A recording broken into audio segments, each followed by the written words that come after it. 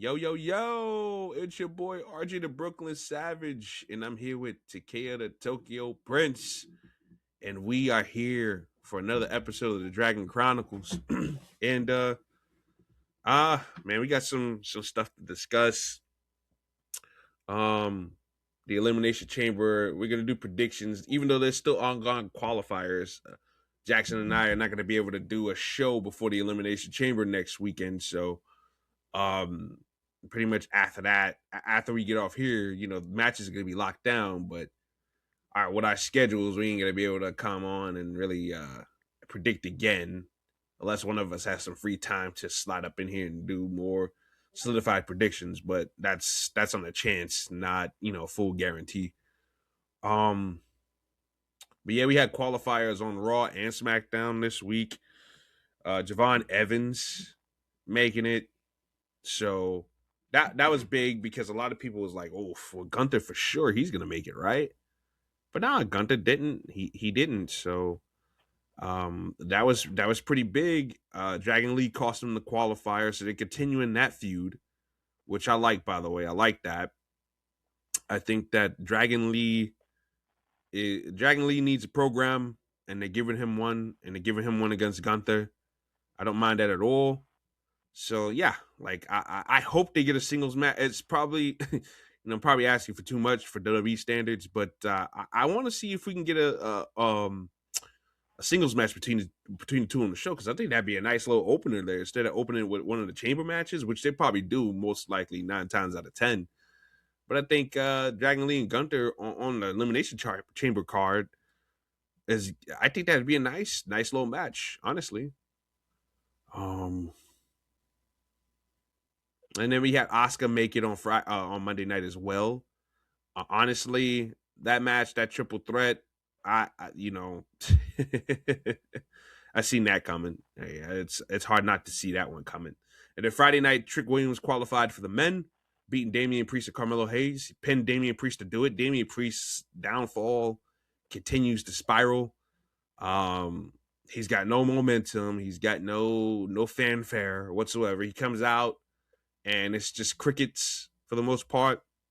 And that's, for a guy that's starting on the main roster, getting crickets out of the gate, and he organically gets a reaction over time, that's acceptable. But when you're a former world champion, you was in Judgment Day, you was in all these big angles and shit like that you've been ever since 2022, you've been a big chunk of the show, and just to see him just be nothing, he's got no juice right now. It's crazy. And Melo's starting to get better reactions and everything like that as champion. He didn't get pinned, so that nobody should be crying about that. But yeah, I thought that was pretty good. We got one more spot that is being determined. Is it being determined tomorrow night, or what's the I card would for think Raw? so. I would assume so. Say tomorrow. Yeah, tomorrow's the 23rd, correct? Mm-hmm.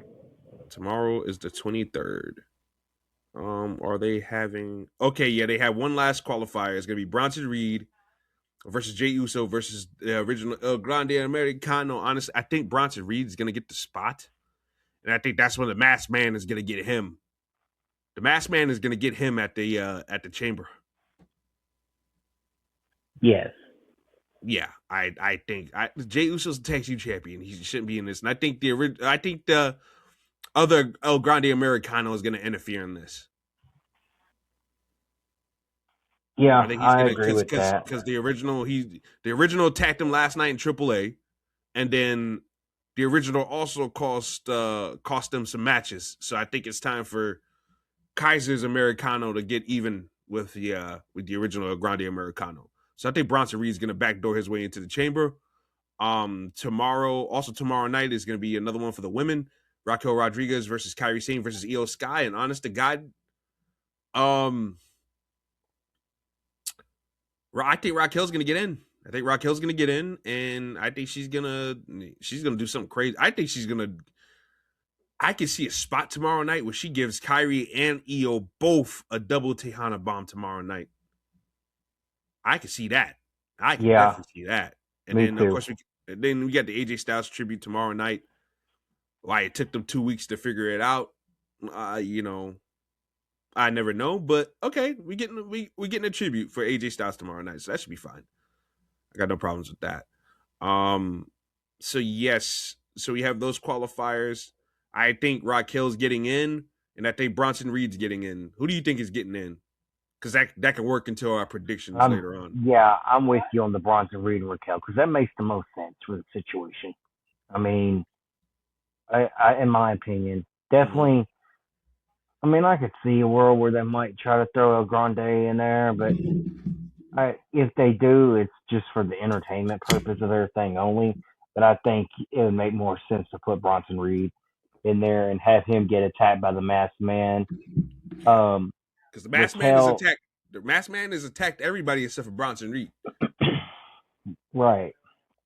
So just point that out.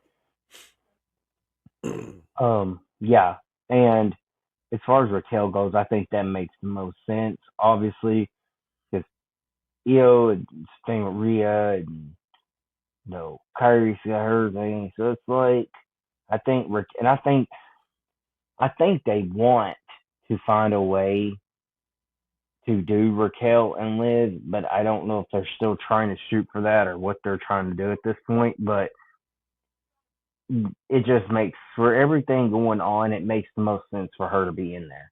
As much as I'd love to see Io enter and win it, because we all know that. But yeah, I'm telling you, realistically speaking, I'm telling you right here, right now, I got this itching feeling that Triple H is probably going to try to pull a fast one like he did last year. that's what I'm saying. I think Stephanie Vaquer is going to lose the belt before WrestleMania. I don't know why, but I feel it. I just feel it in my bones. Feeling in my bones. But let me ask you this: if they pull that fast one, right? Yes. Do we do a triple threat again? I think we do. Because I think Stephanie Vaquer doing promos in Spanish, it's just, to me, about the language barrier and everything like that. I think they're gonna do another triple threat. I think they're gonna do Liv and Raquel and Stephanie Vaquer triple threat for the women's title. I think we do that. I think they've been building the tension between Raquel and Liv on the side. And Raquel, they want to do something with her. They've been building her up for a bit. And she was the chamber and be like, well, you know what, Chiquita, I want my title shot now, or something like that. And she beats fucking Stephanie Vaquer, and then now Liv has got to fight her big buddy at WrestleMania. But then Stephanie Vaquer is like, no, don't forget about me. And then we make this thing a triple threat. And then, that way Stephanie Vaquer still gets a WrestleMania spot. But we got a little tornado twist heading into there, I just feel like we're heading for a twist, man. Like I said, I don't think Stephanie Vaquer makes it to WrestleMania as champion. Hey, we had a damn good triple threat last year when they pulled that fast one. So hey, if we can get another good triple threat match at Mania, that belt doing a fast one, hey, by all means, do what you got to do. I don't give a damn what anybody says. Liv Morgan and Raquel Rodriguez both got better these last couple of years. They have definitely gotten better. Raquel started working big, and it's been better off for her, and Stephanie Vaquer is great. So you put those three together, you got yourself a match. What's to complain about? But the other shocker for the qualifier that happened Friday night was Kiana James beating Charlotte and Nia Jax, with Kiana James dumping Nia Jax again with a Samoan drop. So Kiana James, man, looking like Bionic Woman. So I'm happy for her. I'm happy about that. I'm happy for her. I'm happy that Charlotte's not in. I'm happy that Nia's not in. Thank God. We got to go with something new here. When Charlotte's in a match, it feels overwhelming. As soon as she's in a match, the match feels overwhelming. And that I'm so happy she ain't in that match. I'm so happy. Overwhelming as in, in the back of your mind, it's a 70-something% chance that she's going to win it, especially in this case, it's a multi-man match or multi-women match. Exactly. Yeah. I feel you on that. But Triple H has not thrusted Charlotte, around like that, though. I can't even count how many times Charlotte's been champion since Triple H has had the book. That's It's probably true. been once.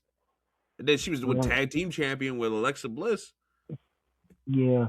Yeah, so he's been calming down on putting her in the title shot, but clearly, that's what I'm saying. Like they're gonna do some type of battle royal thing or something. That's why I'm thinking even more that Raquel Rodriguez is gonna win. If she gets in, she's gonna win. Because my thing is this: they keep on teasing Charlotte and Jade, and if Bianca Belair is not ready, then the best WrestleMania match you could do would probably be Tiffany and Jade. But I think Charlotte can get more out of Jade. If your goal is to put on the best WrestleMania match as possible for the women, and Jade Cargill's your champion, and look, no hate to Jade Cargill. I like Jade Cargill. I think Jade Cargill's a star, carries herself like a star, great physical presence. Obviously, her body's made out of granite. Very much so. But she's not as great in the ring as some of her contemporaries in that locker room. And that's all right.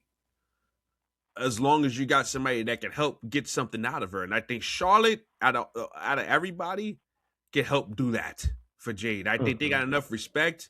I think Jade Cargill's got enough respect, enough rapport for Charlotte to want to put together the best match that she could possibly can for WrestleMania. Last year with Naomi was not bad at all. I actually liked the match that her and Naomi had last year at WrestleMania. But I think with Charlotte, I think we can get something a whole lot more deeper and better. But Yes.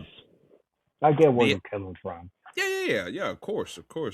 So yeah, I guess we're gonna wait and see what happens there. Like one thing I will say is that at least for the women, it's not clear cut who's gonna win. Even though in the back of my mind, I got Raquel Rodriguez winning, but I could fuck around and be totally wrong. Maybe Triple H might go with another curveball to have Alexa Bliss win the joint. That would be nuts. If he had Alexa Bliss win it out of nowhere, I'd be like, "Whoa, Alexa Bliss!" That'd be funny as hell. The one thing of it is, uh-huh, if they're pulling this fast one, so here's the deal with everything, right? Rhea had the belt. Okay, Bianca won the chamber, but Io already earned the right. But see now, it's gonna be a little bit different this time around. So if Raquel does win, is she just gonna call for her match early? I mean, you can do that. I mean, people have done that. People called it for their match early. Who did it? Somebody's done it before. Steve Austin's put his championship match on the line. Like people have done different things when it comes to the match. We can have her pin Stephanie, get a quick match against her where she does win that belt. But she would still, but either way, she would never have lost her WrestleMania opportunity.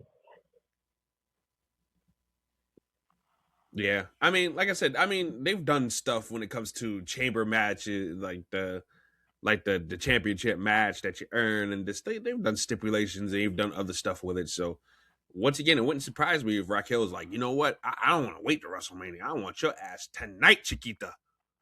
Like I mean, you can just kind of picture it a little bit. So I mean, I guess we'll see.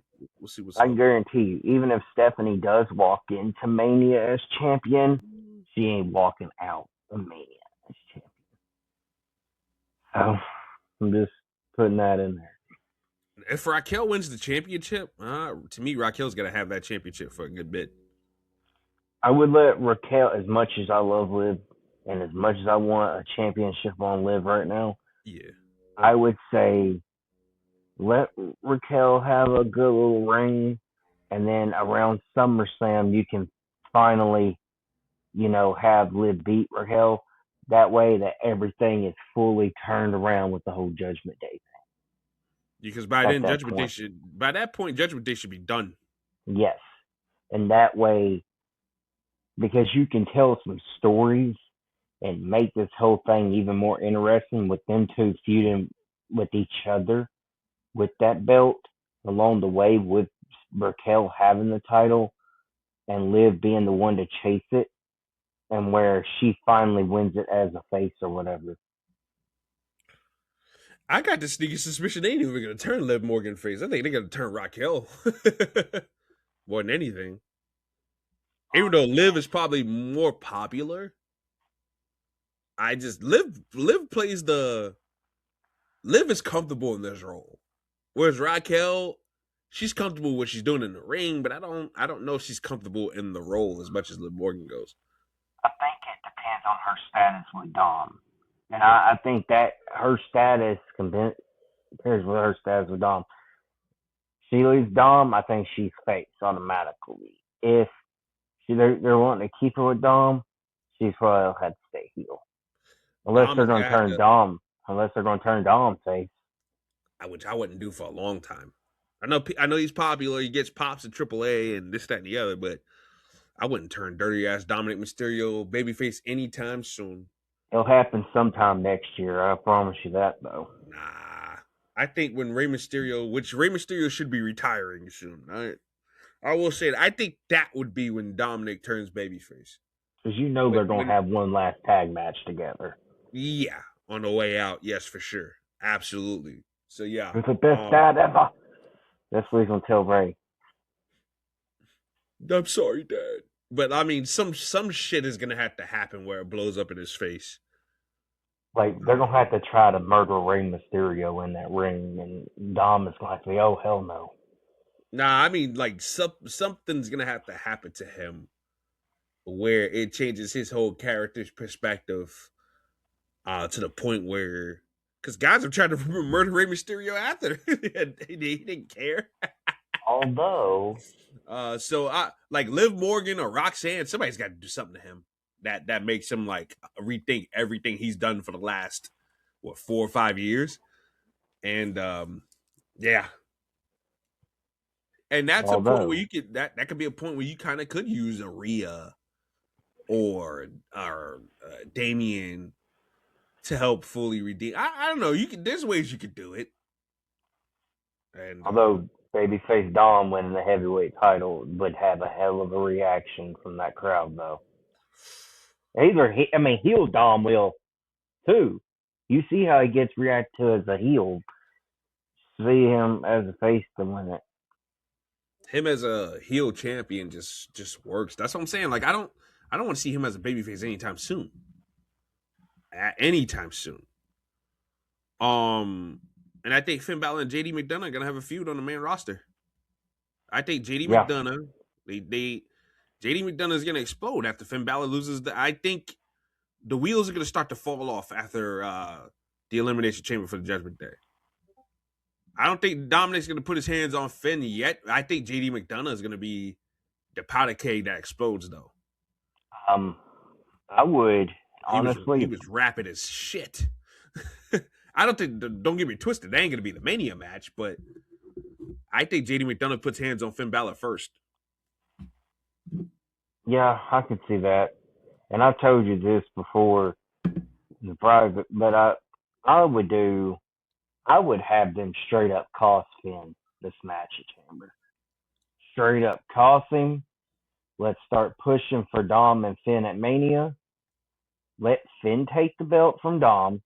As much as we love Dom, Dom's time with that IC title needs to. I would have Finn. God, they don't even need the belt, honestly. No. They really don't. I would have Finn. Okay, here's what I would do. Because I wouldn't have them cost him at Chamber, because it makes no sense right now. He wants to do it on his own, let him do it on his own.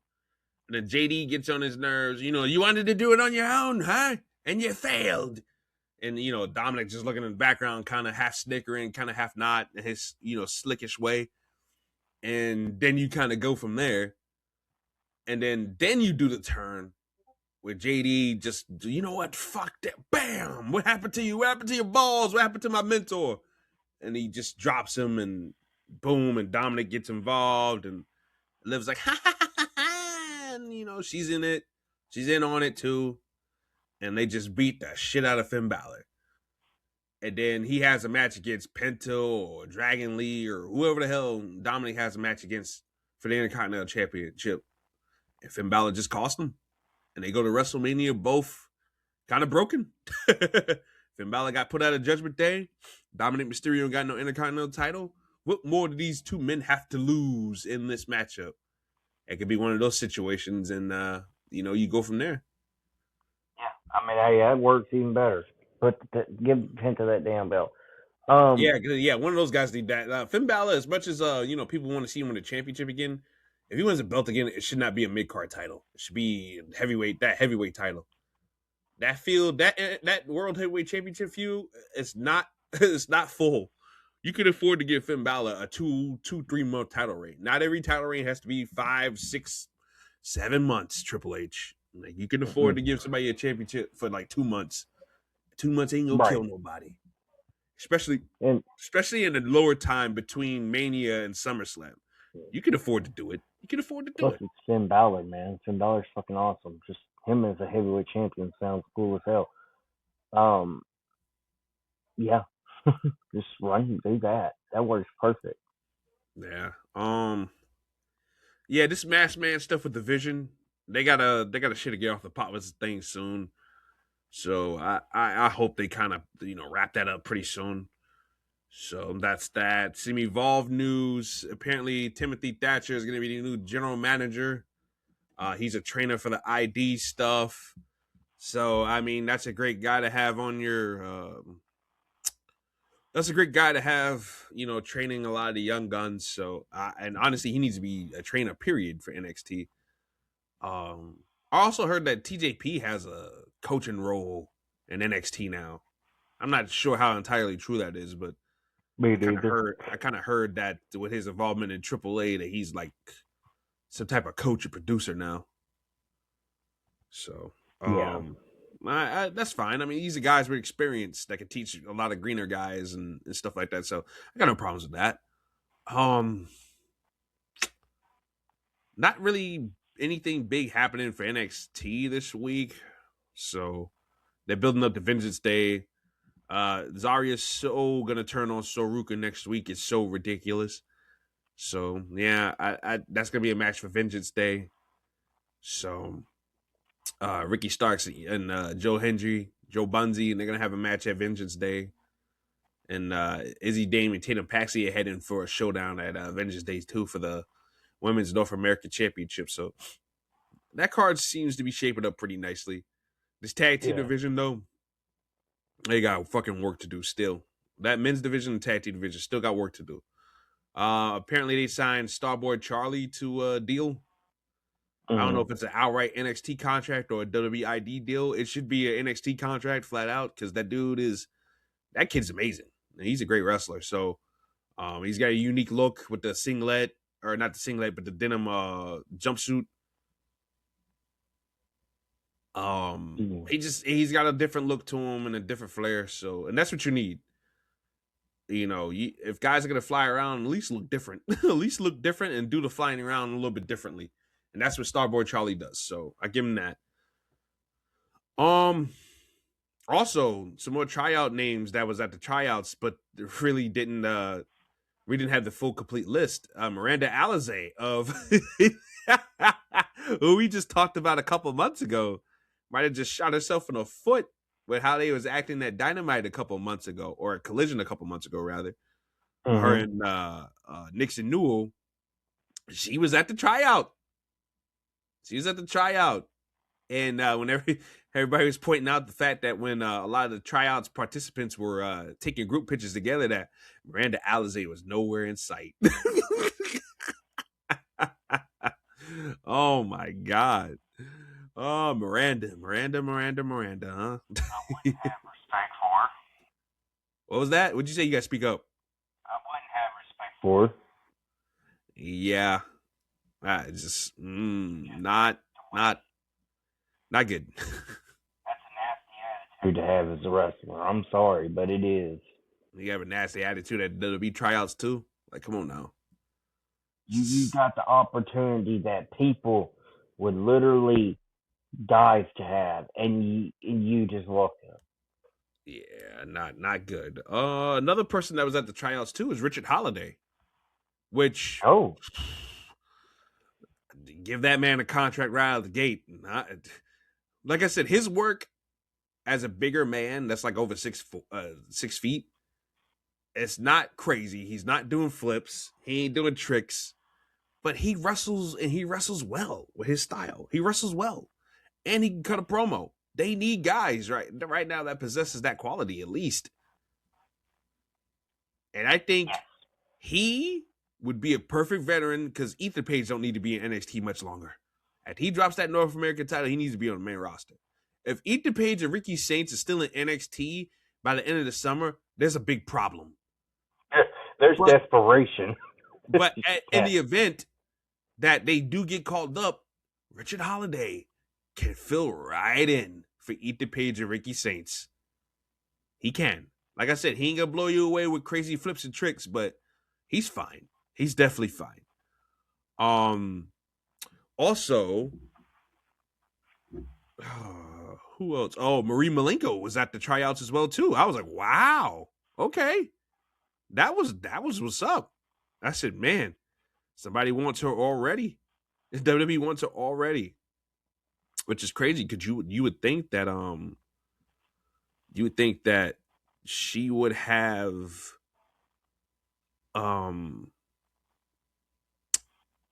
you would think that maybe Dean Malenko would try to get her in the AEW. So I didn't. I was kind of surprised when I saw that she was taking part of the WWE tryouts, which is back cool because I seen some stuff. She's got a lot of potential, man. I would continue just letting her cook in Pro Wrestling Noah. WWE has the partnership with Noah.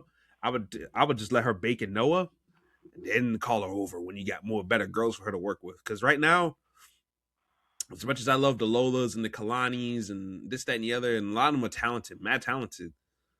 I think Marie, being the fact that she's green, needs to work with somebody who is a vet. And her working with a Blake Monroe would be dope. But I think after Blake Monroe, then what? So I think it's one of those things where you kind of want that field to get a little bit more better before you add somebody that has potential but is green to the table, if you know what I mean. Yeah. You can't have the blind lead the blind out there. That ain't going to make for a great match. So, yeah, that's that. But yeah, I thought that was very interesting that she was in those tryouts right out of the gate. Because, I mean, she literally popped up at Pro Wrestling Noah just like a couple weeks ago. And so you have that. Like you said, just let her go ahead and work over there a little bit more. Mm-hmm. And because they do have that little partnership in place. So, she could do anything. Noah, Marigold, whatever, while she's over there. And then when they get ready, and they can bring her over. Yeah. Yeah, absolutely. I like that. And also Pro Wrestling Noah is getting Yuka Sasaki. Yeah. He's going to NXT on an excursion. It did well for Inamura. To me, Inamura had good matches or whatever. I just didn't care for the stuff with Josh Briggs. I liked Inamura, but Inamura, when he was in NXT, he was just a bland, chubby Japanese guy. Shizaki is a little bit more. He looks like he's a guy that can fit in NXT, and he's a former UFC fighter. He's 36 years old. He's not the biggest guy in the world, but interesting look. Interesting look. So I guess we're gonna see what he does in NXT. Hopefully he has a good run. I don't know who he's gonna work with. Maybe he can work with Ethan Page, perhaps. Ricky Saints. Those are the two names that really pop off the top of the dome piece. Maybe he works with fucking Jackson Drake or something. I don't know. But that men's division is just so bleh, that I guess we'll see. We'll have to see what they do there. Yeah. So that's that. AEW, the big news coming out of AEW Dynamite Wednesday night was the heel turn of Swerve Strickland. He cheated to beat Kenny Omega, pulling Aubrey Edwards into a V-trigger. and Swerve took it home from that point down, and just beat the hell out of Kenny Omega, lynched him, gave him a vertebreaker on a fucking announce table, and Swerve Strickland's a bad guy again, so that's cool. I already see people talking about bringing back the Mogul Embassy, which I have no problems with. I love the embassy. And it would led to some chatter about who the iteration of this Mogul Embassy should be. And for me, this guy put up a graphic in this group chat I'm in of Tommaso Ciampa, which for history's sake, that makes sense because Tommaso Ciampa was one of the guys, one of the crown jewels of the embassy back in the day. Right. Him along with Jimmy Rave, Necro Butcher was a crown jewel for the embassy at one point. And then Tommaso Ciampa was like the last big crown jewel. They tried with Dijak, but it didn't last too long. It didn't last too long because I think Prince Nana at that point he was in and out of Ring of Honor, so it really didn't stick. Yeah. But yeah, Ciampa was like the last big crown jewel that Prince Nana had. So for and people get off on nostalgia and everything like that. I know I'm a sucker for old school Ring of Honor. Not Tony Khan's Ring of Honor, but old school, Sinclair, Joe Koff and fucking Carrie Silken Ring of Honor. Like, I'm a sucker for that shit. But yeah, Tommaso Ciampa. Somebody had Tommaso Ciampa and Brian Keith and Big Bill. I'm like, no. Well, I think it's just the one I sent to you. Tommaso Ciampa, Keith Lee. Hell, it's Keith Lee even signed AEW anymore these days? Shit. His contract's on freeze. You best believe that. I mean, Tony Khan's letting Keith Lee's been at home for at least. When's the last time we saw Keith Lee? The end of 2022, I feel like? No. No, got to be the end of 2023. He had white hair last I seen, but yeah, it had to be the end of 2023, right? Because the end of 2022 was when Swerve first turned on him. So he still was looking like how we knew Keith Lee, and like you said, the last time we saw Keith Lee, he was looking like Carl Winslow. I mean, you could figure a way out to put him in there if you want to. If he's healthy, I mean, I'm concerned at this point. Comes down to. It's been 3 years. It's 2026. Yeah. We haven't seen or heard from Keith Lee. I don't even know if the guy moves anymore. That's the whole problem with it. If he can still move and he can do anything near what he was doing, okay, fine, you can make it work. Mm-hmm. But he's been gone for 3 damn years. I mean, if he's not moving, he's going to have to take a lot of training and rebuilding to come back and do this. And with his weight and his age, I'm not sure if he can. Yeah, that's true. That's true facts. That's true facts. He was a guy when he was consistently active. Yes, he was getting older. Yes, he was heavy set, but it wasn't a factor. He didn't let that be a factor because he was consistently active and was able to train himself with that weight. But him not being active in 3 years, I don't know if he can train himself with that weight anymore. Hell, the guy might be skinny as hell now for all I know. I haven't seen the man in 3 damn years. We haven't seen Keith Lee since that backstage footage leaked out with him with Mia Yim backstage at I think it was at the Hall of Fame. And he looked back to his normal self with the black hair and everything like that.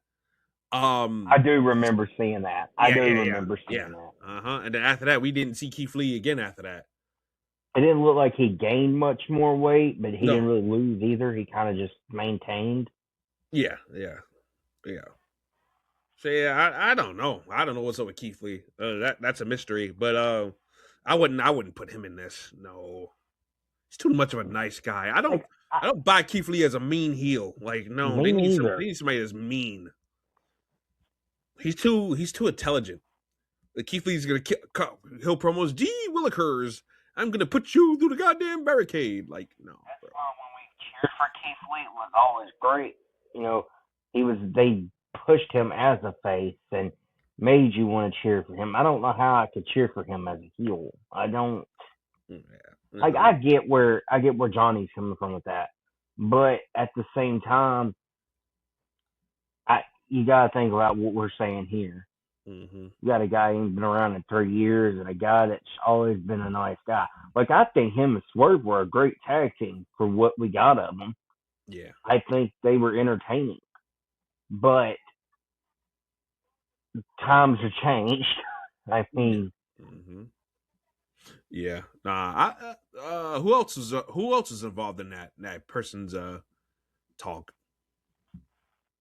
Tommaso Ciampa, Keith Lee. Let me see who else the Hitman said. Because I know him too, and then I like how he mentioned about the whole Moxley thing. Because we do need a heel faction. I agree with him on that. Because the ring with the Don Callis family ain't turning face, and the thing with the Death Riders is kind of just Confusing. up in the air right now. Yeah, because Moxley's doing all this babyface stuff, but he's doing babyface stuff and being honorable and all this stuff, and he's fighting the Don Callis family. But yet, no, Marina Shafir, Claudio Castagnoli, and Wheeler Yuler are still doing heel things. It doesn't make any sense. And then he's calling upon Gabe Kidd and Clark Connors to fight battles for them. So it's like, this is weird. Yeah. This is very weird with the Death Riders booking right now. Are they baby faces or are they not? I need a clear-cut answer here. Which Moxley desperately needed to be face. For the sake of his but if character. if they bring back the Mogul Embassy, which they've been hinting at, because Prince Nana's been carrying, shirts and memorabilia of the Mogul Embassy, you're not doing that if the group has been dead for like 2 years or whatever. You're not doing that unless you're bringing the group back. And I think with Swerve as a bad guy, Swerve needs other people around him. Here would be my version. My version would be Ciampa as the grizzled vet, and then, like I said, the past connection with Prince Nana.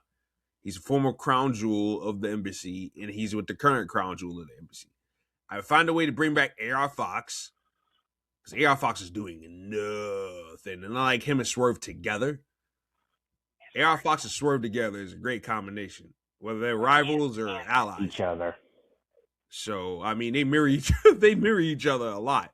Swerve just has more charisma than AR Fox. Yeah. But, and I ain't gonna say Fox is better, but damn, like, it's damn close between the two. That's for sure. Like, as far as in ring go, at least in my personal enjoyment of them. But like, I would find a way to put Fox back in it because I liked the couple of weeks that AR Fox and Swerve was together doing it. And I would put Private Party in there. Look, let's repackage Private Party a little bit. Yeah, that works good. I don't even think you need a big guy. Swerve's brutal enough. AR Fox is brutal enough. They're deathmatch guys. But then you got Private Party that can bring some charisma and a little bit of, as long as they ain't acting too silly. Like, I don't need Isaiah, Cassidy be doing that screaming shit he was doing years ago. I don't need him doing that. But if we can make Private Party a little bit more serious, but still be cocky and arrogant, like, okay, all right, that's fine. See, that would be my 4. That would be my 4 for it. Maybe have a big jolly. I'd bring back that tattooed fucking guy. What's his name? The one that was in the original incarnation. Not Parker Boudreaux, but the other guy. The guy that had the tattoos all over his face. I know who you're talking about, but I don't remember his name. I don't remember his name either, because he was around and then he wasn't. That's they took a rebranded situation. Yeah, they took it, rebranded it, and combined the embassy and the Mogul affiliates together. And I bring back Rick Ross. Hell, they might try and bring fucking Bad Luck Fale in there. It is Tony Khan. Who knows? His wrestling ability? I don't think so. I mean, he can cheat you some matches. He can cheat you a couple victories. I will give him that. But I don't know. That's not AEW right there. Boy, I don't know. Tony might. I mean, Tony's not always the great recruiter now. He might try some shit like that. He might try. Hell, he might try to bring the Gato or Jado. I don't know. Never know. Tony Khan.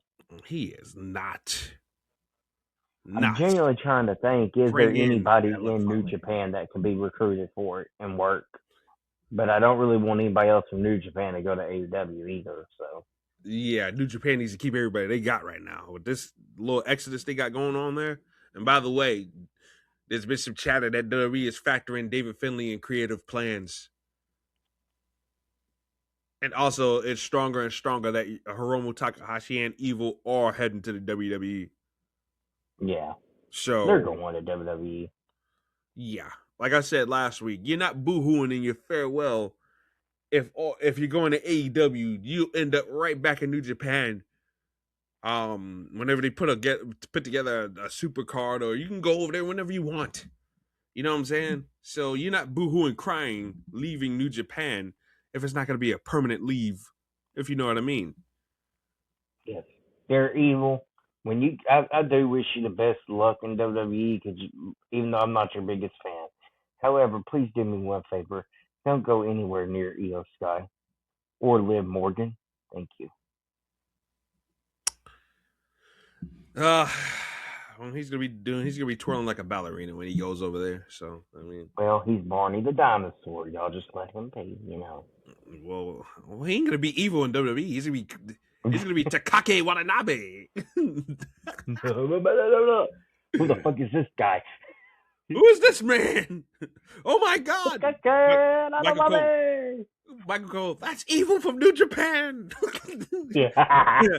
The man once known as Evil. Oh God. Yes, they really probably could use the Evil and Hiromu as a damn tag team over there, honestly. Evil and Hiromu. Los Ingobernables Diaban. They could use that as a tag team. Oh, man. I ain't even gonna lie. Wouldn't hurt. I guess we're gonna have to see what the fuck is gonna go on there. Put Jeff Cobb with them. Hell, I don't know. Just do something. Jeff Cobb. Yeah, Jason Mateo. JC Mateo. What are you talking about? He's in his Shinsuke Nakamura era. He's there for the check. They're gonna be against each other, right? They're in a full circle with this. Yeah, I think. Because if they go to NXT, they're going to be a very in and out transition. If they go to NXT as a tag team, that could be something that they can use. The timelines just don't add up, though. A lot of those guys in NXT are young guys, man. Yes. That's what I'm saying. Like, NXT needs to go after talent that are young but are good. Like somebody that's between the ages 24 to at the latest 30. Anything after 30, I would gingerly have them in NXT. But Ethan Page and Ricky Saints both caught fire, especially Ethan Page. Ethan Page has been. I'm not the biggest Ethan Page fan, but I will be lying to you if I didn't say that his work has been great. He's been a guy that's been worth the money. Whatever they paying him, he's been worth it. Probably even more. He had a pretty fine NXT championship reign, but this North American title run, fucking probably one of the best ones in a long time, besides Oba and West. So yeah, no, he's been worth the money. But yeah, just the timelines with NXT and the vets are off. If you sign in Takahashi and fucking Evil at this point, you put them on the main roster. How old is David Finlay? Is David Finlay in his 30s? He's gotta be. I mean, he's been around for a long time. He's around your age, I think. That makes sense. That makes sense because when he started, like 32. He's 32. He's a year older. All right. He'll be 33 in May. So he's about almost 2 years on you. Yeah, he's 2 years older than me. All right. Yeah, well, that makes sense then because he's a guy that's been training probably as long as, right around the time I was, really breaking out as an adult. So, yeah, no, that makes sense. See, he's a guy that would have an NXT for a short run. So, maybe do something with his brother and then dip and then put him on the main roster or whatever. I don't know. Because with him, Evil, and Hiromu, all three of them guys, not David Finlay. Like, Evil and Hiromu, it'd be for them, it'd be more so between language and recognition. But it would be a very in and out. I mean, they really don't need it from a wrestling standpoint. No, They're very much trained in wrestling. They're very much veteran in wrestling. It's just recognition that they're going to be lacking. And Yeah, with because that, let's be honest. Neither guy's been hot. Like Takahashi's no. been injured. There's been Japanese guys that have leapfrogged him as far as being better. Like Desperado's been on a run. There's been other guys who's been more impressive than Takahashi. And Evil, I mean, forget it. He's had a bad reputation for the last couple of years, gimmick or not.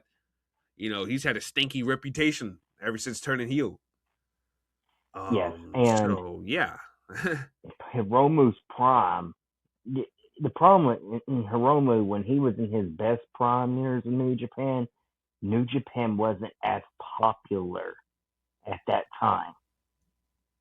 And if it was all for Omega and Okada and not enough for, Hiromu and Ospreay at that time. I don't know. I Ospreay kind of disagree with years. I kind of disagree with that though, because around the time where Kenny Omega was hot and New Japan was hot, it wasn't just the Kenny Omega show and the Kenny Omega and Okada show. Los Ingobernables as a faction was hot in 2017. And Hiromu Takahashi was a big part of that with the whole Darrow shit. It's when he went down. When did he go down? In 2018 is when he went down? And then he came back around 2018, 2019. And then he came back after the neck surgery and everything like that. And then he got injured like 3 or 4 more times. Yeah, and then after that, it's just like, ooh, that's kind of what his downfall kind of like his downslide, like personally, happened for him was the injuries. He was too beat up. And now, he's kind of out of shape. Not going as balls to the walls as he used to. And he's older now. He's older now. So this is his last chance to make a lot of money. He's going to be on his. I think those two guys, Evil and Takahashi, I think they're going to put on the best work they possibly can. But I think they're going to be on that Nakamura run where they're just here to get money, enjoy the American weather, and probably surf. And Nakamura is probably going to take both of them underneath his wing and show him how. You surf and you take pictures, and that's it. Yeah, I wouldn't be surprised if they put Nakamura with them on TV if they're not with Nakamura on TV, because they're still doing this thing where Nakamura is trying to get Tama Tonga away from the MFTs, and he challenged them to be a man. And next time they have a match, leave the MFTs out back. But if Tama Tonga is still going to be a heel and do heelish shit, I mean, Nakamura's going to need backup still. So, but I think by putting those two at Nakamura, I think that could be a good idea, because Nakamura is still popular as a babyface and the music and shit like that. Nakamura still gets a reaction. So, I don't see that's using somebody's popularity to help other people get over. That's how you do it. So, yeah. I guess we'll have to see when it all comes to that. But yeah, the embassy back to the embassy conversation though. Yeah, I would do Ciampa, Swerve, Private Party. That'd be my new embassy with maybe a green heavy. Somebody that ain't gonna have too much attention, but somebody that can at least throw a good beat down. I don't know who that guy's gonna be. A lot of people want Big Bill. No. Big Bill, no. Nah. Big Bill just has no heat. That's a stupid fucking name anyway, as Big it is. Bill. The Big Bill. That's a terrible fucking name. Yeah, I'm not too crazy about Big Bill either, but that sounds like something like an indie wrestler would fucking have. Or a damn old school name. But same thing with Brian Keith. Like, people complain about WWE names, right? But Brian Keith is just, that's the most WWE sounding name ever.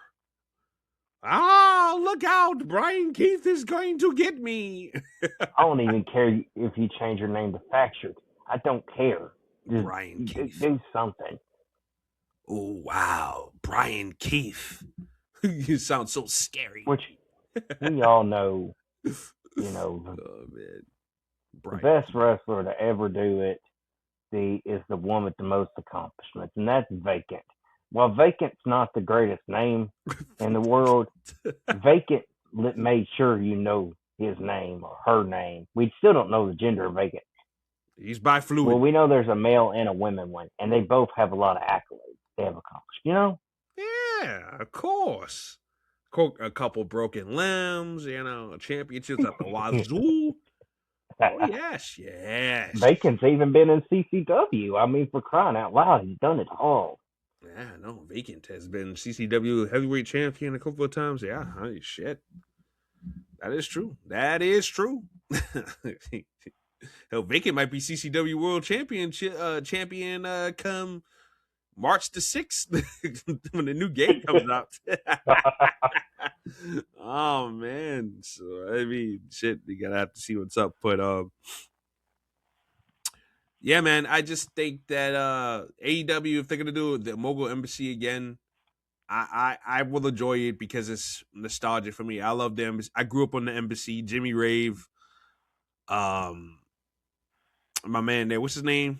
Roger Strong's old protege, Eric Stevens. Yeah. When they had Necro Butcher as a heel for a while, the Necro Butcher, where he's a part of the Embassy, that was funny. And Tommaso Ciampa, I grew up on that, so I'm a sucker for the Embassy, man. I'm a sucker for Prince Nana.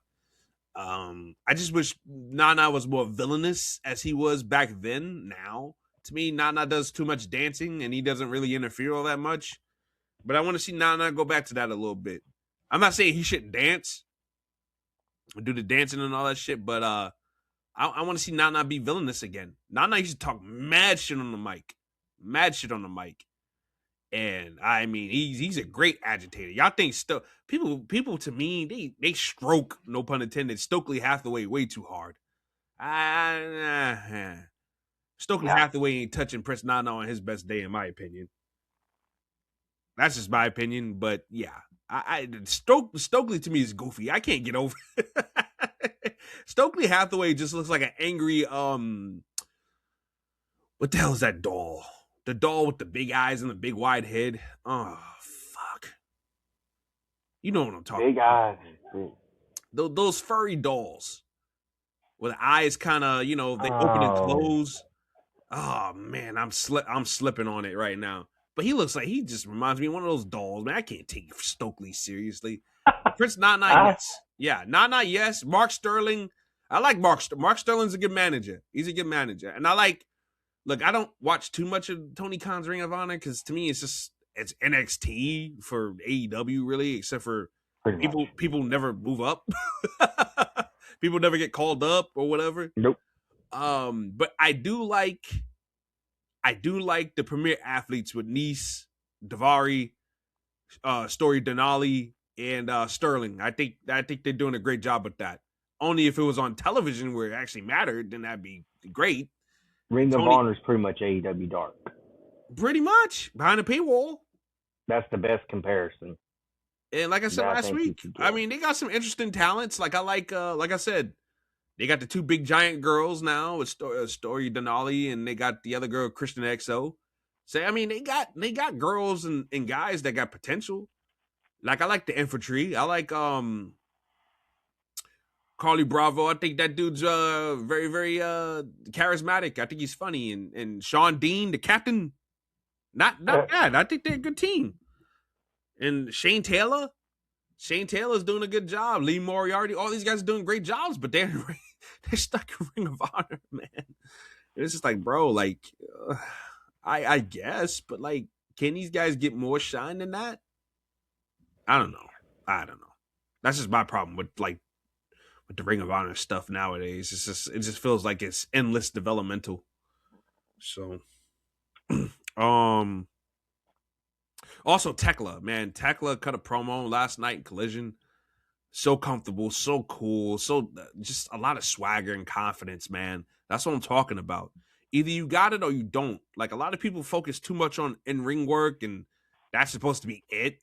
Nah, Thekla is showing you why it's important to have character, some aura, a little bit of flair and flavor to your step and everything like that. Thekla cut a good promo in the audience on Thunder Rosa and looked very, very well doing it.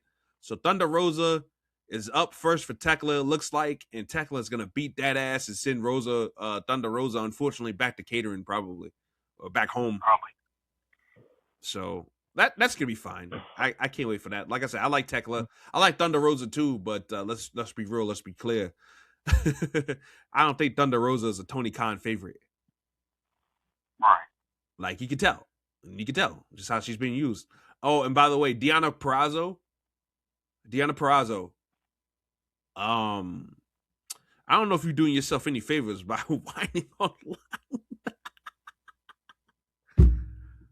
Oh man, I remember a couple months ago I was laughing because somebody took a screenshot because Deonna Purrazzo is all over those college commercials, right? Right. Somebody said this is the most I've seen Deonna Purrazzo in months. Ooh, yeah. And Deonna Purrazzo says, "Unfortunately, true." And then Deonna Purrazzo did an interview with somebody and saying how she's heartbroken that she won the Ring of Honor Women's Pure Championship like a couple months ago or whatever, and she has yet to defend it. I'm like, wow. I said, look, either A, Tony Khan don't give a shit about anybody that comes from TNA, which his track record for people from TNA as of late has not been great. True. Between Ace Austin, who barely gets used, who might be Morgan's favorite new wrestler. She saw his thighs and oh my God, she's in love. Oh God. Okay then. God damn. I was like, oh no. That's the time out. I said, I don't want to hear no more. Please, no more. Keep it to yourself. But Ace Austin has barely been used. The Rascals are being used on Collision. I want to see more of them on Dynamite on the main show. Deonna Purrazzo had a good start, fizzled out real quick. They did the thing with Taya Valkyrie. It went nowhere. Ring of Honor, Pure Championship, and no activity. Josh Alexander is doing job after job after job. It's like he's there just to have the great match with no real progression whatsoever.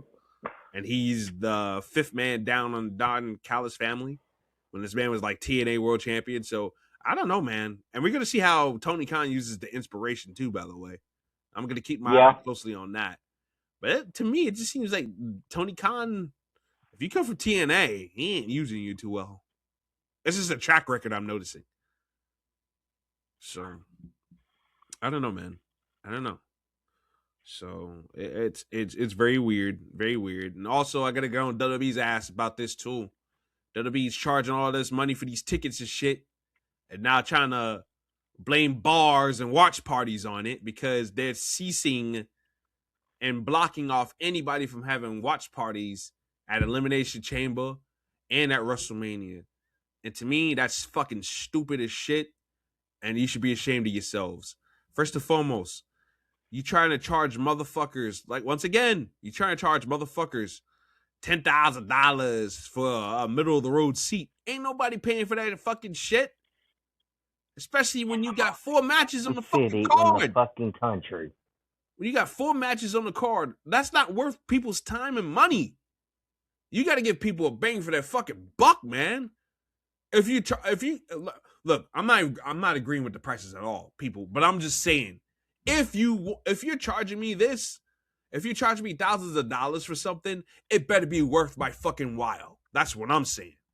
You understand? Like, that's what I'm saying. That's where I'm coming from.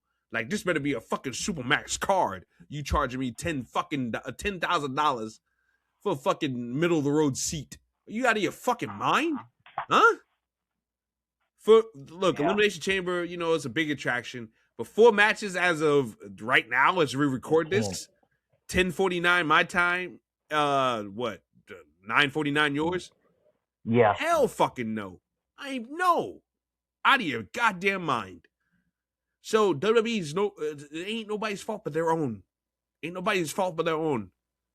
So yeah, fuck out of there with that bullshit. WWE is TKO out of fucking control, man. Out of control. And they're gonna see. They're gonna see when Elimination Chamber is not maxed out, when WrestleMania is not maxed out, they're gonna fucking feel it. They're gonna fucking feel it. And it's nothing but their own fault. They've been bragging about record-breaking shit and yada, yada, yada, and yada, yada, yada. Oh, that's right, people. We have no sides. We're not a part of that tribalistic thing. We fire off on everybody. Everybody getting it. Everybody getting lit up. We have no quote-unquote allegiance to any one company or anything like that. We fire rain on everybody. And WWE's getting it right now. But yeah, they're going to fucking feel it. Like I said, Triple H, record gate, yada, yada, yada. Revenue gate has been great. Record-breaking box office. You're going to feel the fucking pain now. Without John Cena as a crutch, excuse me. Well, John Cena coming in clutch to be a crutch. Without that, they ain't got shit. They got shit. Yeah, that's it. And don't even get me started on fucking WrestleMania. They're trying to do that shit.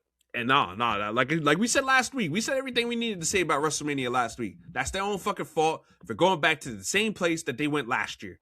There's no real attraction. In the most expensive city in the damn country. Exactly. We broke all that down last week, so there's no real need to rehash that. But my thing is that you should have gave New Orleans the fucking WrestleMania. They're ready for it. New Orleans is cheaper, more fun. From what I understand, a lot of people are creeped out by Vegas. It's not exactly the attraction that people think it is. In New Orleans, I know a lot of people, especially a lot of people from up north that went to New Orleans and like, fuck, New Orleans is a great fucking time. You're gonna have fun tourist things to do in New Orleans, cheaper prices, good Southern hospitality, great damn Cajun and seafood. Seafood boiled by the barrel, Cajun food, jambalaya, tracked up to the ceiling. You know, you got some stuff to go and do a little bit more. I'm not slamming Vegas. Vegas is nice from what I've seen, but it's like Vegas is expensive and it is a gambling attraction, whereas New Orleans is cheaper. You got to really worry about gambling. You can enjoy the things that you got, like the Mississippi River. You could go down to the Gulf. You could, anything like that. Yeah. I just and next year is going to be worse when they have WrestleMania in Saudi Arabia, because a lot of people, especially if you got strong political beliefs, you ain't going to go to Saudi Arabia. And while they probably be more packed out in Saudi Arabia next year, Saudi Mania is going to be crazy next year. It's going to be crazy next year. We got to wake up early to see it and everything like that. I mean, at least it'll be over. We ain't got to wait too long to watch it. I'll say that, but it's going to be crazy next year. But next year, I think that they'll at least pack it out next year. Those Saudi Arabia people, they're going to pack that out. But when they come back to the States the next year, it's going to be something. Don't go back to Vegas. Just quit if they're gonna insist on spiking these prices, TKO and WWE are gonna find out something real fucking quick. As much as Vince McMahon was a fucking menace, as much as McNasty was a menace, McNasty never did this. He never did this. There's certain Vince-isms I do miss, and that's one of them. Made it more affordable as a wrestling fan. Yeah, he wasn't. He didn't max. He wanted families to be around as much. Like I said, as much as the disgusting stuff that he's done, and this, that, and the other, and the weirdo that he was, and yada yada yada. Vince McMahon wanted the families to enjoy fucking his product, and I gotta commend him for that. You know what I'm saying? Looking back on it now, gotta commend him for that. Because right now, it don't seem fair to families right now, what they're doing. You got a family of fucking 5 or 6. You can't, one kid is going to have to sit at home. You can't take no fucking family to WrestleMania with the prices. What the fuck, man? Hell no. And we're people that we ain't got them big ass college degrees and law and medicine and shit to go and afford this. Hell, even them people can barely afford it. Hell. No, I mean, hell no, man. You got to be rich, rob a bank, something to afford WrestleMania tickets. I was getting ready to hopefully try to go to Mania in Nashville. Or New Orleans. Not this coming round when they were originally going to do it. But, I'm about 7 hours away from New Orleans. I'm about 7 hours away from Nashville.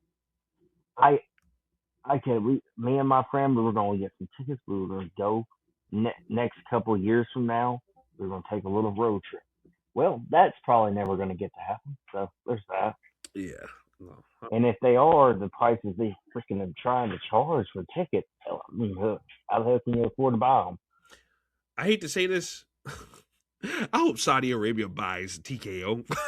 I hope buys WWE something. I kind of almost hope it happens. My thing is, why did Vince McMahon sell WWE to TKO? Like everything seemed like it was going fine until they did that. And it's just like it's going downhill, and it's going downhill fast, bro. It's all about the money. It's all about the money, and the money is showing more than the heart of the product is showing right now, and I don't like it.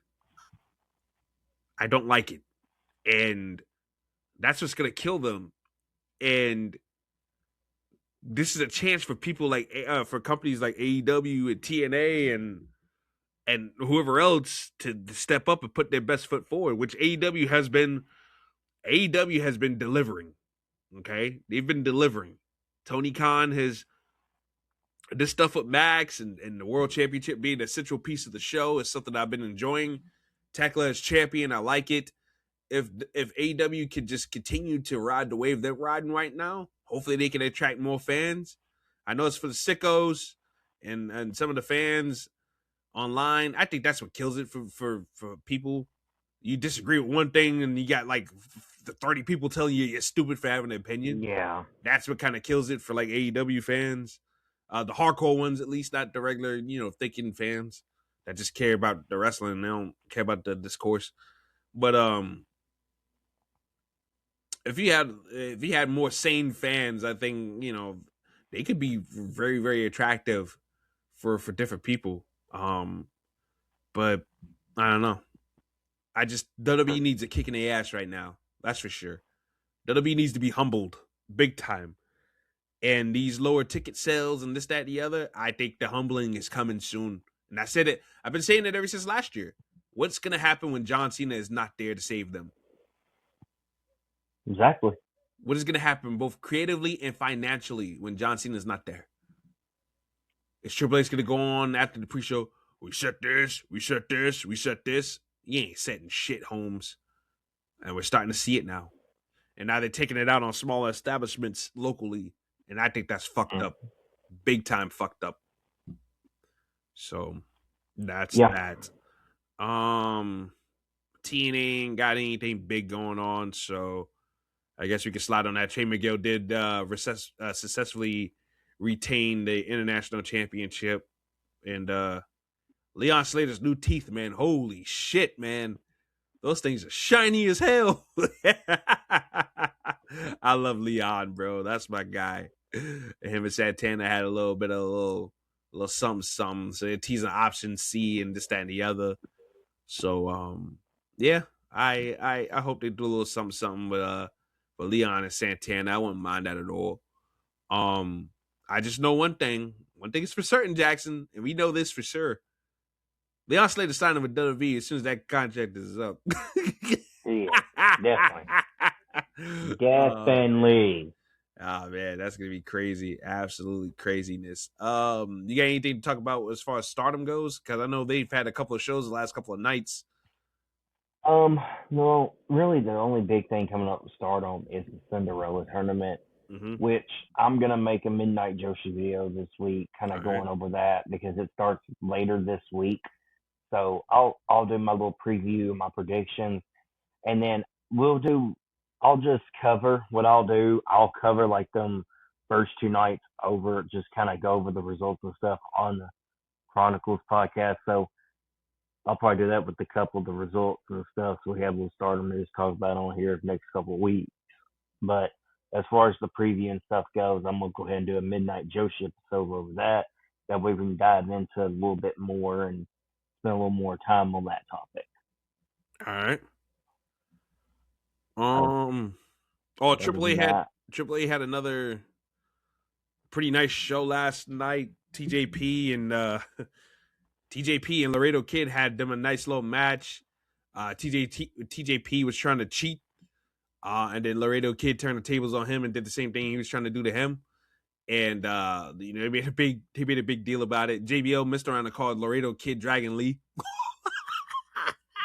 He said Dragon Lee cheated. That's what Dragon Lee. It's a goddamn. I don't know why, but that cracked me up. He called them strongly and immediately, just with conviction, strong conviction, called fucking Laredo Kid Dragon Lee. It was hilarious. But TJP whooped his ass afterwards. A very brutal beatdown, actually. He beat him with the belt. Curb stomped his face into the steel steps. Yeah, TJP was going off. Damn. I will say this. I know he's got like a lot of detractors. Me myself personally, I'm not like a huge fan of his. Ryan loves him. Ryan has been melting down on the timeline for some TJ Perkins. But I think he's a good wrestler. I think he's a good wrestler and everything like that. Him as this tattooed veteran bad guy, it kind of works. Kind of works. He was kind of too old when he got actually going and got into any major leagues. Was one of his biggest drawing issues, and outside of the controversial stuff, we ain't even gonna get into that. But by the time he was in that Cruiserweight Classic, he was already in his 30s, and then WWE didn't work so well for him, so he went to New Japan, which got some good eyes on him there, but still older guy. I mean. Yeah, one thing I'll say about TJP, I'll give him credit. He still looks relatively the same as he did the first time I saw him. Just bigger. He's just bigger now. He's come a long way since having since being Puma, and from being Technical Lightning in Ring of Honor like years ago, where he had the spiky hair, still as he has it now, but he had the little bit of dye in the front. Right. Yeah. Yeah, he's come a long way since. He's all tatted up now. He's bigger. He's older now. But he can still go. So I think he's, as far as AAA goes, I think he's a good get for that. And that seems to be where he's going to be primarily working. And him and Laredo Kid have a big beef now. So it's going to be interesting to see where they go with that. El Hijo del Dr. Wagner Jr., who I'm not a crazy fan of, but I will admit his last few matches have been great. And he had a match last night, open challenge for the Latin America Championship. He beat the guy. I'm forgetting the guy's name. Forgive me. But he beat him. And then he called Escobar out. And Escobar said, nah, pretty much saying in his own way that I do things on my own terms. And then El Hijo del Dr. Wagner Jr. was walking backstage, talking some shit. And then Santos Escobar hit him from behind and drove off on a motorcycle after giving him some words. So, yeah, they're going to be heading for a showdown soon for the Latin America Championship. They're still doing qualifiers for the Reyes de Reyes tournament, where the winner gets a big sword. And they announced that the winner will be getting a mega championship match. So that's going to be great. Yeah. And also Dominic Mysterio and Vikingo made their terms known for the title match. Vikingo loses, he can't challenge for the mega championship as long as Dominic Mysterio is champion. If Dominic loses, he leaves AAA forever. So, and the match will also be no disqualifications. I'm expecting some Judgment Day involvement and some El Ho-Ho involvement, maybe unveiling some new members of that faction. So we're gonna see. But even at that, oh man, it's gonna be Raquel. It's gonna be more men than it's gonna be more women than men, right? Because I think by the time they do this Reyes to Reyes event, I think it's gonna be sometime next month. And if we're thinking how things are gonna play out with Finn Balor, is probably gonna be a goner from Judgment Day, so it's gonna be Dom and JD and Raquel, Liv, and Roxanne. So Liv, Roxanne, and fucking Raquel are gonna have to be fighting men, and then Raquel and Omar's gonna fight. Is Raquel gonna step up to Omos and kick him in the balls? Oh man, that's gonna be interesting. I can't wait for that. That's gonna be a mess. And I think El Grande Americano is gonna get involved. The Kaiser version. By the way, Chad Gable whooped his ass last night And Dominic Mysterio was looking at him like, he was looking at Kaiser like, don't expect me to be Captain Savo. I got a championship match. Oh man. So yeah, we got that coming up. Triple A is fun. It's mad fun. And also they announced that the War Raiders are gonna be fighting the Psycho Circus, Pagano and Psycho Clown. They've been taking out members of the Psycho Circus. Dave the Clown was it Dave or was it Murder Clown? One of them was taken out last week. So I don't know if they're writing them off for good or they just writing them out so that the Psycho Circus could lose the titles. But somebody pointed out that Pagano was looking hella suspicious when they found out that Dave the Clown got attacked. So I don't know if they're doing a heel turn, or Pagano's the one behind it, or somebody else is behind it. I don't know. So yeah. I guess we're gonna have to wait and see. But I think so far, I think AAA has been fun to watch. It's fun to watch. It's chaotic. Like it. Ain't a drag. They got stories, even if they're cheesy, like the Vikingo and mini Vikingo stuff. As people know, I haven't really dabbled into it yet, but I think I might need to go back and watch the show because the way you talk, it seems fun, and it's not very long. The shows aren't very long. It's only like probably like a good it's an hour. I think it's some hours some change with some YouTube ads thrown in there and shit like that. Yeah, I think it's probably like an hour. I need to go back and rewatch that today, and I'm gonna do the Stardom stuff later and gather up all my pieces. Yeah, no, I think they're doing a good job of what they're doing.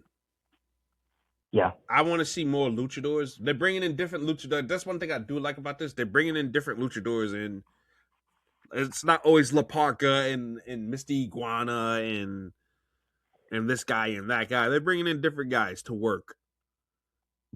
Like they had Fiscal and Abismo Negro Jr. They had a little scrap, and they're doing the storyline between them two.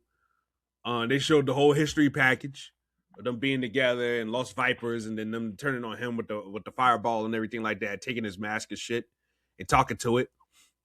So yeah, they've been doing a good job with establishing stories and showing the people why these guys, even if you're not beefed up on your AAA history, they're giving you the backdrop. Yeah. I will admit to you, I didn't know why these two guys who have similar masks was going at each other. I assumed it was an identity thing, but I wasn't. Now I know Abismo Negro, like the original one. Now I know him, but as far as the son, because I was like, wait a minute, hold on. Abismo Negro can't still be wrestling. He can't still be wrestling. But it's the son, and it's the guy that he passed the mantle to. His son is El Fiscal, and Abismo Negro is somebody that he passed the mantle to. So, yeah. But yeah, it's a fun, easy watch. It really is. Yeah. I recommend if somebody you're looking for something to watch, or you're doing something, you want to throw some background noise on, and something that you might occasionally go, oh shit, that happened. I recommend it. Just like I recommend to anybody that if you find some CMLL online, hey, watch that. CMLL is fun. I love Lucha Libre. I love the Mexican audience. They're very passionate. They make the shows worth a while, man. They really do. They come and have fucking fun. It's great. That's why, I ain't gonna lie, Americans are kind of boring, except for Philly. Even that Philly crowd for Raw the other week was kind of tame. It was like, so where's the hardcore Philly fans at, man? But except for those key areas, it's like, holy shit, man. Some of these crowds are just boring, man. And to be fair, WWE ain't giving them much to really get crazy over, but but still, make some fucking noise. My thing is, at this point, you're already here. You spending thousands of dollars, hundreds of thousands of dollars to be there. Might as well just get, like I said, if WWE ain't giving you something, at least, try to get some kind of bang out of that buck. Something. Shit. Do something. Yeah. Oh, man. And you mentioned CMLL. Y'all, I will talk about at some point. I'll get some Fantastic Mania stuff to talk about. I hadn't watched anything so far, honestly, just yet. There's been, Stardom and CMLL matches I still need to watch, and just other Fantastic Mania matches I need to watch. Been a crazy ass week, so I really haven't been able to do that yet. But I'm gonna get on that, so I can talk a little bit about that on the next episode. All right. Yeah, because I mean that was going on when I didn't even know Fantastic Mania was happening until one of the dudes I follow on Twitter was starting to post like GIFs and shit because he watches the shows and I don't know how the hell he does it, but he captures GIFs in real time and puts them up on the timeline. I don't know how he does it, but yeah, I've tried that. It's hard as hell to even try to do. Yeah, exactly. He does it well. I don't know how, but he does it well. But yeah, he's supposed to GIFs. I'm like, oh, what Fantastic Mania is happening? So yeah, no, I was like, oh wow, okay. And yeah, Yoda Tsuji took it wrestled as fuck, what's the name? Damn, I'm blanking on it. I'm blanking on it right now. Don't ask me. Harlow, something Harlow Jr. Okay. He was, I forget, but yeah, he wrestled as that. I thought that was cool that he had the mask, the logo that he has on his knee pad. He had that as a mask, and I thought that was pretty cool. So yeah, no, I mean that stuff like that really cool. I love that. But yeah, that's pretty much it, man. I think they had the Janelle Grant stuff. I'm not even touching that. I'm not touching that with a 10-foot pole. I'm not touching that. I'm not. Yeah, it's just that's a messy situation, no pun intended, and it's just. And let that stuff rock. I've talked about that on the old shows with Monty at nauseum and everything like that. I just don't care to get into it again. But other than that, I think that's it, man. We got a couple Elimination Chamber matches left.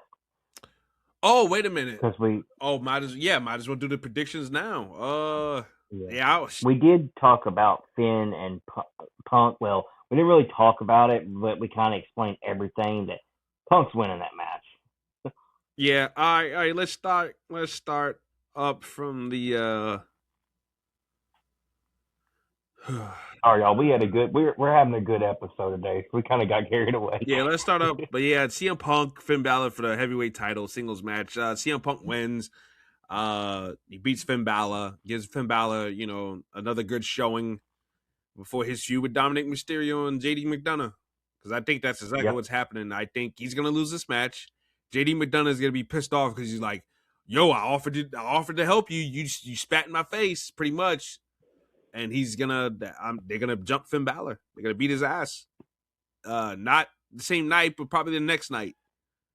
But it's gonna happen. It's definitely happening. But CM Punk, that's gonna be the powder keg that exposed the whole situation. CM Punk beating Finn Balor again. And Finn Balor denied help. Becky Lynch versus AJ Lee, singles match for the Intercontinental Championship.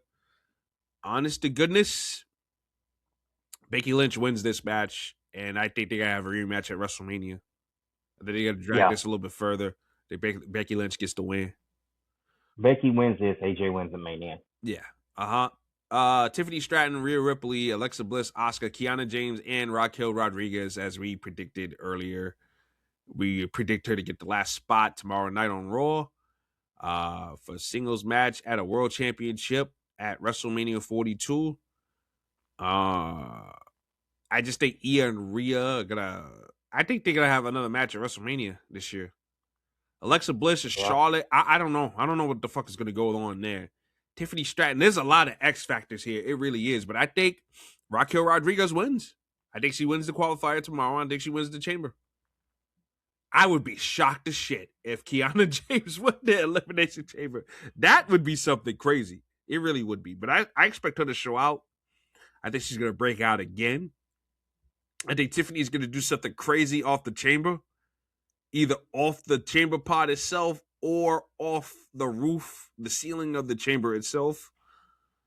I think Asuka's going to be Asuka. Rhea's going to be Rhea. But I think Kiana James, and I think Raquel's going to do a couple of power spots too. It's going to be nuts. Yeah. It's going to be nuts. But I got Raquel Rodriguez winning. Who you got? I really don't know who else to say other than Raquel Rodriguez. Yeah. I mean, I really don't think I'm a little bit different than you on this because Raquel Rodriguez doesn't really need to win this chamber to get that title to pull this fast thing that we think that they're gonna do. But with Charlotte not being in this, which I'm happy about, but at the same time, if Charlotte was in this, I'd go with Charlotte because she'll face the Jade at Mania. Mm-hmm. And but I'm gonna go ahead for the sake of everything because I really don't know who else to put. I'm gonna go ahead and say Raquel because even though Io didn't win nothing, when they pulled the fast one last year, so they really don't have to do that, go this direction with her. But just like we said, they can figure ways to fit it in. She can call for her shot early. She can earn an extra shot. There's ways around it. So yeah, I'll go with Raquel Rodriguez on this. All right, and then we have the men's elimination chamber. The winner gets an undisputed championship match at WrestleMania 42. Randy Orton, LA Knight, yeah. Cody Rhodes, Javon Evans, your boy is bouncy. Trick Williams, whoop that trick. And one more spot to be determined, which we think it will be Bronson Reed.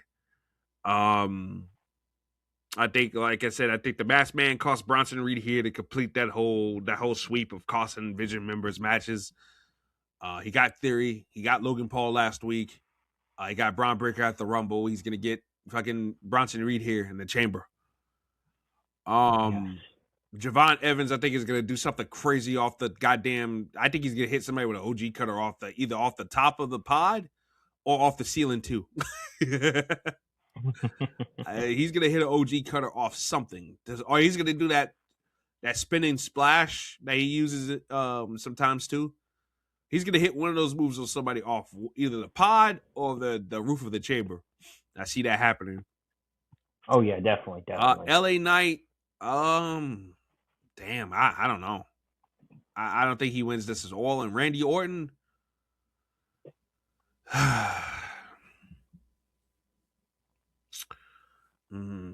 I don't think Orton's got a shot in hell of winning this thing.